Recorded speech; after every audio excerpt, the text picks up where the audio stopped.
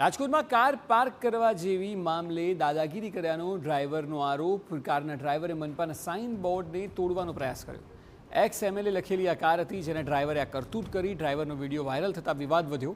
તપાસ કરવામાં આવી તો ખબર પડી કે કાર તો પૂર્વ રાજ્યપાલ વજુભાઈ વાળાની છે અને તેઓનો ડ્રાઈવર છે. એક જાગૃત નાગરિકે સમગ્ર ઘટનાક્રમને કેમેરામાં કેદ કર્યો. દ્રશ્યોમાં જોઈ શકાય છે કે ડ્રાઈવર મર્સિડીઝમાંથી બહાર ઉતરીને સીધો સાઇન બોર્ડ તરફ જાય છે અને પછી તેને હલાવીને ઉખાડી ફેંકવાનો પ્રયાસ કરે છે. જો કે બોર્ડ ન ઉખડતા આખરે તે ફરી કારમાં બેસીને ત્યાંથી જતો રહે છે. સોશિયલ મીડિયામાં વિડીયો વાયરલ થયો અને અનેક લોકોએ સવાલ ઉઠાવ્યા. XMLA લખેલી કાર હતી. આ કાર પૂર્વ રાજ્યપાલ વજુભાઈ વાળાની છે તેવું તપાસમાં સામે આવી ગયું છે. ત્યારે ડ્રાઈવરની કરતૂત અંગે અનેક સવાલ ઉઠી રહ્યા છે. વિડીયો ઉતારનારનો દાવો છે કે જ્યારે નેતાઓના ડ્રાઈવર જ આવી કરતૂત કરે તો અનેક સવાલો ઊભા થાય. તેણે આ ડ્રાઈવર સામે યોગ્ય કાર્યવાહીની માંગ પણ કરી છે. ગાડી રિવર્સ લેતા હતા, એને પાર્કિંગની જગ્યા હતી નહીં. ગાડી સાઈડ એને એમાં થાંભલામાં ભટકાણી કોર્પોરેશનનું લખેલું. તો એ ગાડી થાંભલામાં ભટકાણી, એને ગુસ્સો આવ્યો. હું થયું કાંઈ ખબર ન પડી.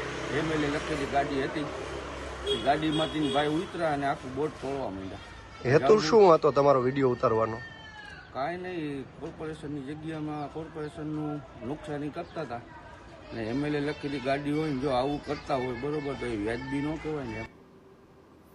રાજકોટમાં સિવિલ